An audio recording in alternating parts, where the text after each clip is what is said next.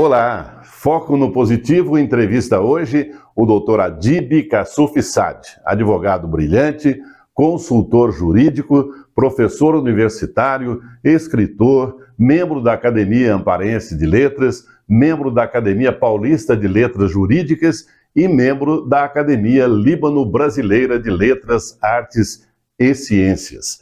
Vamos apresentar aos telespectadores da SR-TV, emissora afiliada à Rede Brasil de Televisão, e aos internautas que acompanham o nosso trabalho através do canal www.youtube.com/jmeloplural. Essa entrevista que foi gravada para o programa do Jota, que é transmitido pelo Ponto Shop Web TV e também pela TV Amparo, gravada nos estúdios da AN Comunicação, pela equipe comandada pelo fotógrafo e cinegrafista Amauri Nora, a quem agradecemos pela excelente produção.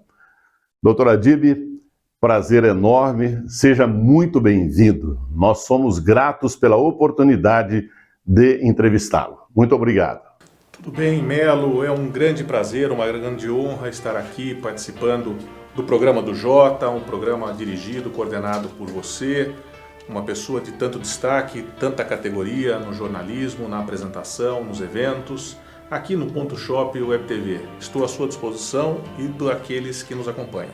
Doutor Adib, temos visto grupos defendendo a descriminalização das drogas.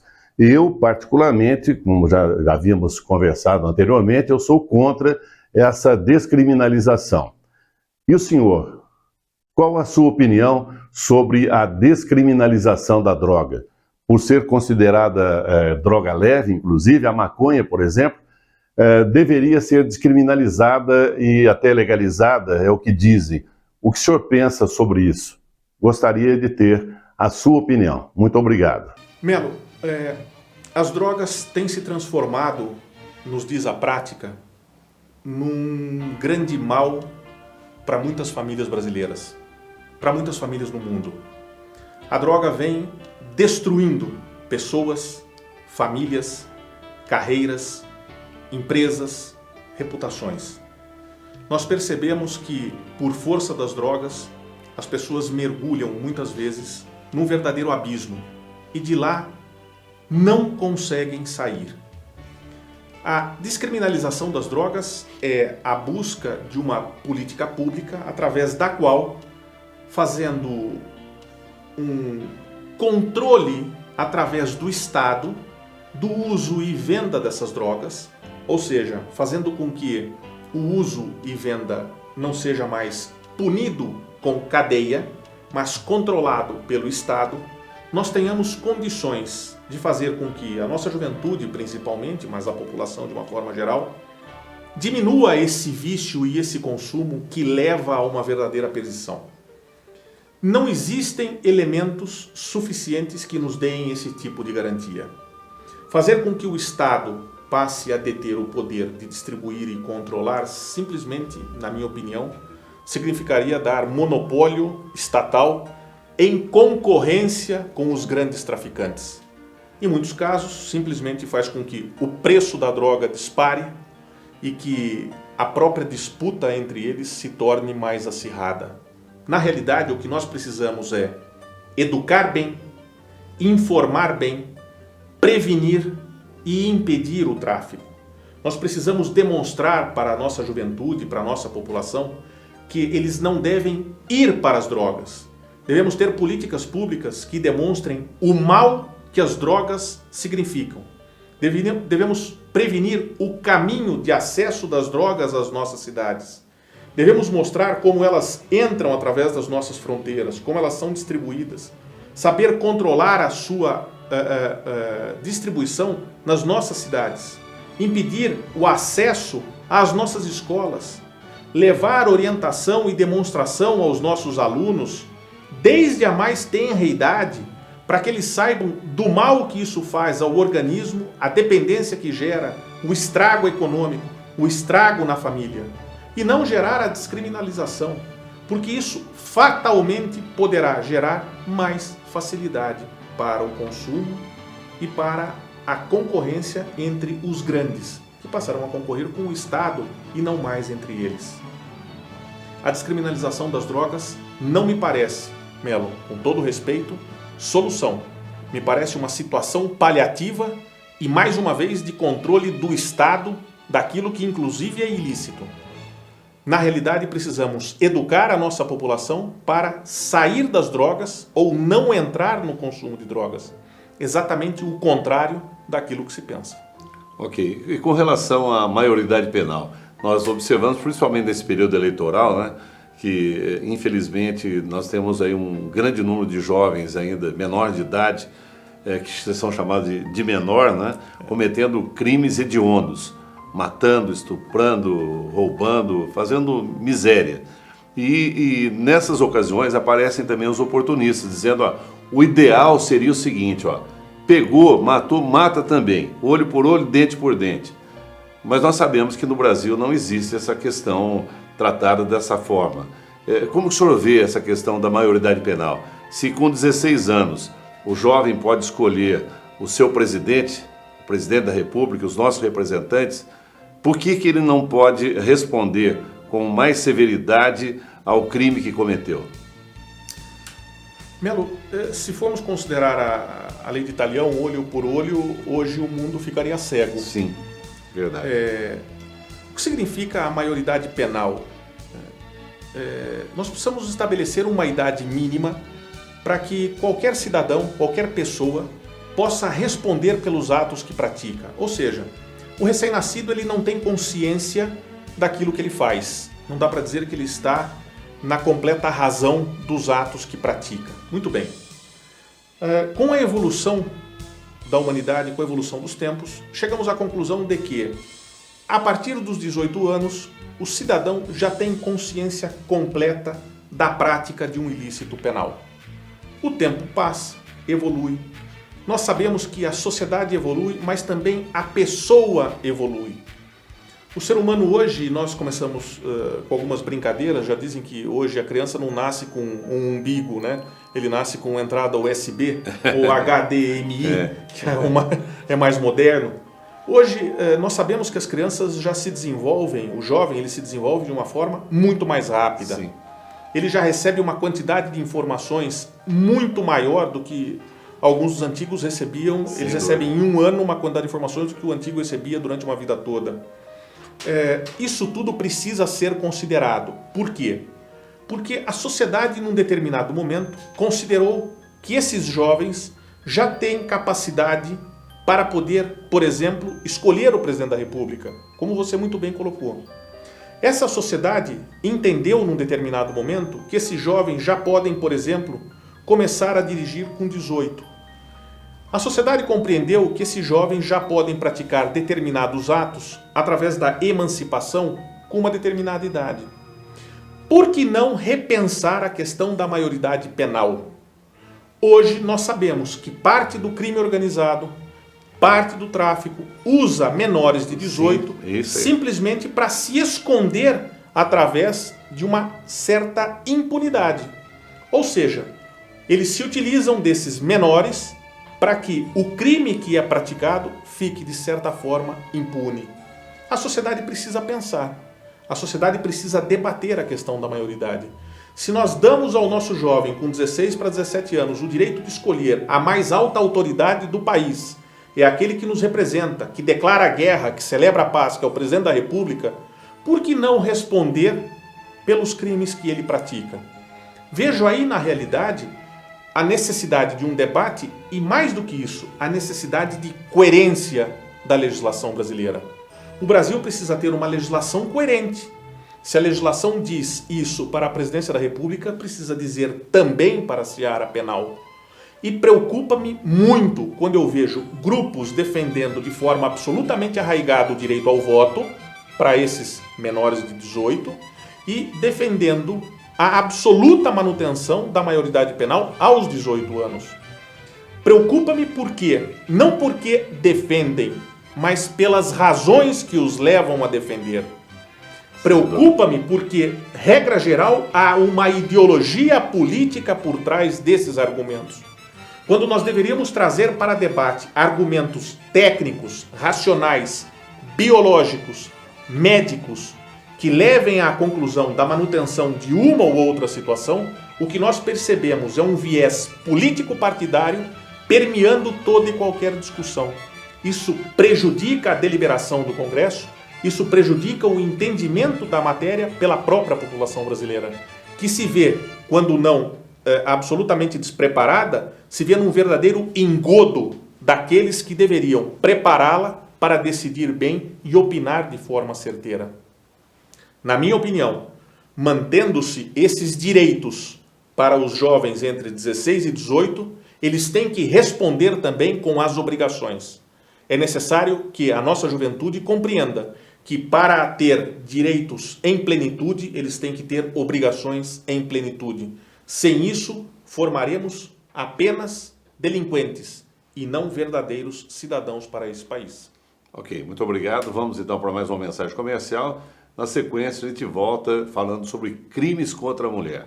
Para vencer o medo de falar em público, fazer apresentações do TCC com eficiência e eficácia, participar de entrevistas de emprego com absoluta segurança, organizar, participar ou dirigir reuniões políticas, sociais ou de negócios, passe antes por treinamento profissional com o professor J. Mello. Para informações complementares, reservas ou matrículas antecipadas, entre em contato. Curso J. Mello de Oratória, a solução definitiva para você dizer adeus ao medo de falar em público. Doutora Adíbia, eu gostaria que o senhor falasse um pouquinho sobre essa questão. Depois da Lei Maria da Penha, houve alguma mudança? Favoreceu-se a mulher, protegeu-se a mulher um pouco mais contra essa violência? Melo, só para fazer um pequeno resgate, né, a violência contra a mulher, ela tem que ser destacada da seguinte forma. Quando nós consideramos violência contra a mulher, não se trata da violência genérica, que pode ocorrer contra uma pessoa ou outra, por exemplo, num acidente de trânsito, num problema de uma bala perdida ou coisa desse gênero. Quando nós falamos da violência contra a mulher, é aquela violência que é dirigida contra a mulher pelo fato dela ser mulher. Regra geral, nós temos, até por uma cultura que já vem de séculos aqui no Brasil, por força do machismo, por força das pessoas que não conseguem verificar a situação de igualdade absoluta entre homem e mulher, que a mulher sempre foi colocada, sempre, digo sempre, principalmente na cultura brasileira, em uma posição de inferioridade, como se ela devesse uma reverência especial ao homem, como se ela devesse prestar contas ao homem, como se ela devesse pedir licença ao homem simplesmente por existir. Né? Isso gera, em algumas situações, uma violência pelo simples fato dela ser mulher. Nós tivemos a Lei Maria da Penha, que foi um grande avanço na legislação brasileira. Sabemos que enfrentamos problemas na aplicação efetiva dessa lei, seja por distorções daquele que denuncia, seja por distorções do próprio uso da lei, seja por distorções ou dificuldades na realização de prova, mas enfim, é um instrumento valiosíssimo. E nós tivemos recentemente um grande avanço, que é a lei do feminicídio. Essa lei que foi preparada, inclusive uma das pessoas que preparou essa lei com muito carinho, é a doutora Luísa Najib Eluf, que integrou o Ministério Público do Estado de São Paulo, uma das grandes mentes do Ministério Público. Quero render minha homenagem a ela e ao Ministério Público. Que foi pensada, foi trabalhada exatamente para punir de forma diferenciada, como uma pena mais grave, aquele que pratica um crime que elimina a vida da mulher pelo fato dela ser mulher. É isso que precisa ficar claro para a nossa população. Nós não podemos mais admitir essa situação. Tivemos esses dias, na realidade, esta semana, um ato histórico no Tribunal de Justiça do Estado de São Paulo, atendendo um pedido da OAB de São Paulo, do presidente Marcos da Costa. O presidente do Tribunal de Justiça levou ao órgão especial o pedido da OAB e fez a entronização do busto da primeira mulher no Tribunal de Justiça de São Paulo. Por coincidência, a primeira mulher advogada. Maria Augusta Saraiva foi a primeira mulher desde o final dos anos 1800, começo dos anos 1900, formada em 1902 na Faculdade de Direito do Largo de São Francisco, enfrentou certamente todo tipo de discriminação, foi a primeira mulher advogada, fez os seus primeiros júris na cidade de São Paulo, enfrentou toda aquela dificuldade e foi homenageada agora, praticamente 120 anos depois de ingressar na Faculdade de Direito, foi homenageada agora com a entronização do seu busto, que ficará na Sala dos Advogados, dentro do Tribunal de Justiça de São Paulo. É uma homenagem, é uma singela homenagem, mas é um reconhecimento que nós temos que fazer para que as mulheres, repetindo aqui as palavras da doutora Gisele Fleury Charmilot Germano de Lemos, que foi a responsável pela oração no dia da entronização, que nós possamos compreender que o lugar da mulher foi e sempre será onde a mulher quiser. Temos que respeitar a mulher por aquilo que ela significa, por aquilo que ela representa, pelo seu valor intrínseco. E não podemos admitir esse tipo de violência, muitas vezes covarde, insana, e que não admite, muitas vezes, sequer que ela se levante ou levante a voz contra o agressor, achando que o agressor tem razão. O agressor se coloca numa posição de vantagem, de autoridade, de autonomia, para impor domínio, dominação e muitas vezes quase que escravidão às próprias mulheres. Tivemos um grande avanço com a lei do feminicídio e esperamos da aplicação efetiva, porque verificamos, Melo, também uma dificuldade muito grande em saber no caso concreto quando foi efetivamente hipótese de feminicídio e quando não foi. Mas a aplicação depende de um trabalho constante de aprimoramento, mas mais do que isso, de educação das pessoas, para que esses crimes bárbaros não cheguem a ocorrer. Ok, o doutor Adib, nós vamos para uma mensagem comercial e na sequência nós voltaremos tratando de um assunto que é muito pertinente também, já que ele é um grande educador e um consultor, sobre a questão da educação no Brasil.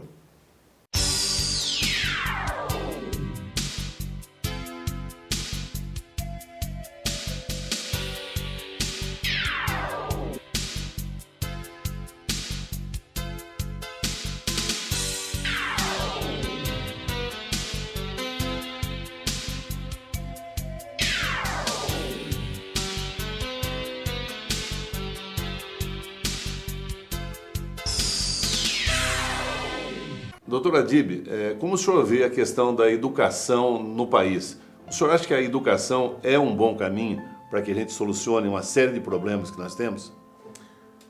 Melo, a educação não só é um bom caminho, como em muitos casos ela será o único caminho. Para o nosso país, na quadra histórica que nós atravessamos, não haverá solução fora da Constituição. Muitos acham que devemos enfrentar soluções mirabolantes, soluções extremistas. Há um grande equívoco. Devemos encontrar soluções para os nossos problemas dentro da Constituição. Para outros problemas, principalmente de formação da nossa população, dos nossos jovens, para uma verdadeira escala de valores, nós devemos nos preocupar com a educação de modo fundamental. Nós perdemos referências na educação. Como é que nós sabemos se a educação vai bem ou não? Através da prática. Os nossos alunos muitas vezes progridem de um ano a outro sem saber ler, sem saber escrever, sem saber interpretar um simples texto. Nossos alunos progridem ano a ano sem saber fazer contas básicas de matemática, sem saber fazer cálculos fundamentais. E com isso nós verificamos, e inclusive aquela chamada progressão continuada vem causando sérios problemas na formação dos nossos alunos. É preciso reconhecer o erro, é preciso reconhecer onde nós temos problemas. O primeiro grande passo para resolver um problema é ter a humildade de reconhecer que o problema existe. Na medida em que os nossos gestores, os nossos governantes insistirem que tudo vai bem e que nós não enfrentamos dificuldades, nós colocamos a cabeça no buraco debaixo da terra e fazemos de conta que tudo caminha bem. Não caminha bem. Encontramos alunos do 8º, 9º ano, alunos do 1º, 2º ano do ensino médio, que muitas vezes não conseguem fazer uma simples interpretação de texto. Nós encontramos alunos que estão sofrendo verdadeira doutrinação político-ideológica dentro da sala de aula. Professores que exigem trabalhos continuados com determinado viés político o ano todo, somente de um tipo de partido político ou de um determinado viés político. Nós precisamos compreender que as nossas crianças e os nossos jovens precisam aprender português, matemática, sociologia, história, geografia, precisam receber formação básica em ciências, em biologia, em física. Estamos desviando a cabeça dos nossos jovens e dando a eles zero de conteúdo. Eles estão perdendo a formação dentro das escolas. Mas o problema da educação não é só esse. Essa é uma parte da encrenca. Nós precisamos dar estrutura básica de escolas. Precisamos dar uma sala de aula adequada. Precisamos dar instrumentos, inclusive do ponto de vista tecnológico. Precisamos treinar, precisamos preparar bem os nossos professores. Precisamos remunerar de forma adequada os nossos professores. Precisamos devolver aos nossos professores a dignidade que eles perderam nas últimas décadas. Isso não é privilégio do último governo, não. Os nossos professores perderam o respeito dentro da sala de aula, perderam o respeito nas ruas. Eu me lembro, Melo, e olha, eu não sou tão antigo, me permitam a colocação, mas também já ouvi da boca daqueles que são jovens há mais tempo, do orgulho de dizer, fui aluno da professora fulana de tal, fui aluno do professor fulano de tal, estudei no colégio estadual tal, estudei no colégio X. As pessoas diziam isso com orgulho e eram e são referência na educação do nosso estado e do nosso país. Nós perdemos as referências. O nosso ensino tem sido sucateado paulatinamente por municípios, estados e pelo poder público federal. Voltaram as costas para a formação fundamental da nossa nação, que é a educação. Preocupam-se mais com números de aprovação no atacado, em apresentar uma estatística, essa sim, muitas vezes fabricada pela quantidade e não pela qualidade. Pararam de se preocupar com o nosso professor, que é sagrado. O professor tem que ser reverenciado dentro e fora da escola. Pararam de se preocupar com a estrutura fundamental das escolas, com a segurança dentro da escola e aos redores da escola, porque hoje abordam os nossos alunos na porta da escola para drogas, para outras atividades ilícitas, e não há uma grande preocupação com isso. As famílias têm insegurança absoluta quando as crianças vão e voltam para a escola, não sabe se chegam vivos em casa ou não, se serão alvo de uma bala perdida. Precisamos resgatar verdadeiramente a nossa educação, porque a grande preocupação hoje, ao que me parece, é como doutrinar para que se tornem eleitores de um determinado grupo ou facção política. Ou resgatamos tudo isso, Melo, para dar uma educação digna, ou o nosso futuro estará lamentavelmente comprometido. Ok, nós vamos para uma mensagem comercial. Na sequência, a gente volta com o Dr. Adib falando sobre a questão da violência contra os professores dentro da própria escola. Para vencer o medo de falar em público, fazer apresentações do TCC com eficiência e eficácia, participar de entrevistas de emprego com absoluta segurança, organizar, participar ou dirigir reuniões políticas, sociais ou de negócios, passe antes por treinamento profissional com o professor J. Mello. Para informações complementares, reservas ou matrículas antecipadas, entre em contato. Curso J. Mello de Oratória, a solução definitiva para você dizer adeus ao medo de falar em público. Bem, doutora Adib, nós tivemos recentemente um caso denunciado à polícia, né? E que mostrado, inclusive, pela Rede Globo de televisão e outros canais, rádios, emissoras de rádio, jornal, revistas do Brasil e fora do Brasil também, onde um professor foi humilhado. Essa seria a palavra. Além de violentado no seu direito de exercer a sua função, ele foi realmente humilhado por alunos na faixa de 16, 17 anos e um só que tinha 18 anos de idade. Como o senhor vê essa questão da falta de respeito ao professor? Só lembrando um fato muito interessante, eu venho de uma família onde tem alguns professores também. E um tio meu, que era sitiante, ele se casou com uma professora. E aí as pessoas diziam, a própria família nossa dizia, falou, puxa vida, que sorte que tem o Orestes, né? Casar com a professora Margarida. E hoje, infelizmente, lamentavelmente, se o fato desse ocorresse, muitas pessoas ainda diriam, fulano de tal casou com um professor ou com uma professora, falar, bem feito, né? Deve ter feito muita maldade para merecer esse pobre professor agora. E o professor, então, ele deixou de ter aquele status de juiz, de promotor, né? de uma autoridade maior dentro da escala social, e passou a ser falar, bom, não tenho o que fazer, então vai ser professor. Quando eu, como professor, também posso garantir que nós somos professores por vocação. Nós gostamos, nós amamos o que nós fazemos. Mas, lamentavelmente, ainda, alguns alunos não entendem essa situação em que o professor é um pouco mais exigente, às vezes, e às vezes até sem motivo algum, batem no professor, espancam o professor, desrespeitam o professor e ainda se dão ao luxo de filmar e colocar isso nas redes sociais. Como o senhor vê essa questão da falta de respeito ao professor de uma forma geral? Melo, quando nós verificamos esse tipo de conduta em relação aos professores, e eu volto a insistir, eu tenho a profissão do professor como algo praticamente sagrado, como um verdadeiro sacerdócio. Quando nós verificamos que alunos tratam professores dessa forma dentro da sala de aula, quando não fora da sala de aula, inclusive com agressões físicas, com ameaças, nós percebemos que, lamentavelmente, chegamos ao fundo do poço. Temos, não mais, em alguns casos, uma inversão de valores. Temos absoluta ausência de valores.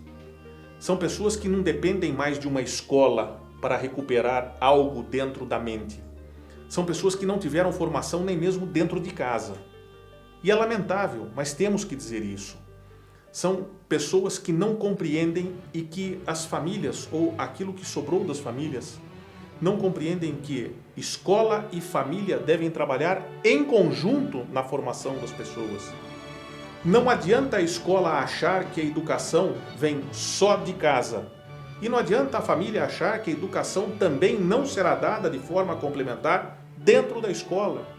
Esse trabalho é um trabalho perene, é um trabalho conjunto, em que cada um exerce a sua função. Um não ingressa na seara do outro, mas são trabalhos complementares de preparo para a cidadania. Admitir que um professor seja agredido dentro da sala de aula porque exigiu valores, porque exigiu conduta, porque exigiu respeito, estamos chegando no fim da linha. Estamos chegando na absoluta ausência de consciência dos alunos que não entendem o que estão fazendo dentro da sala de aula. Precisamos resgatar o valor da educação, o valor dos nossos educadores e demonstrar aos nossos jovens, às nossas crianças e aos nossos jovens, o verdadeiro significado da educação e o que eles fazem dentro da sala de aula. Não há como deixar liberdade absoluta sob o comando da nossa juventude. Equivocam-se aqueles que pensam que o jovem gosta de liberdade absoluta. Eles gostam de liberdade, mas também gostam muito de uma boa e decente orientação. Eles gostam daqueles que possam lhes dar bom conselho. Eles gostam daqueles que os abraçam e orientam para o bom caminho. É preciso devolver a essa juventude uma verdadeira escala de valores. Isso não é função apenas da escola, isso é função das famílias. Essa mesma família que alguns tentam destruir, mas que é, a toda prova, célula fundamental e base da sociedade. Bem, nós encerramos aqui o programa do Jota. Nós tivemos a honra de receber hoje, nesse dia, o advogado, professor, consultor e acadêmico, Dr. Adib Kassuf Saad. Dr. Adib, nossas câmeras, nossos microfones à sua inteira disposição para as colocações finais. É uma alegria muito grande estar aqui, receber o seu convite já é uma honra, poder participar do seu programa, poder debater esses assuntos tão importantes para a nossa sociedade com um amigo tão querido como você. Estou à sua disposição, estou à disposição daqueles que sempre te ouvem com muito carinho, com muita alegria, por você ser esse líder, esse paradigma da comunicação na nossa cidade, na nossa região, e dizer que precisamos trabalhar muito, trabalhar na educação, trabalhar no direito e ter esperança. Ter esperança no nosso povo, ter esperança no nosso país e acreditar que não existem soluções milagrosas. Vamos buscar o caminho na educação e dentro da lei e dentro da Constituição. É uma alegria muito grande, muito obrigado.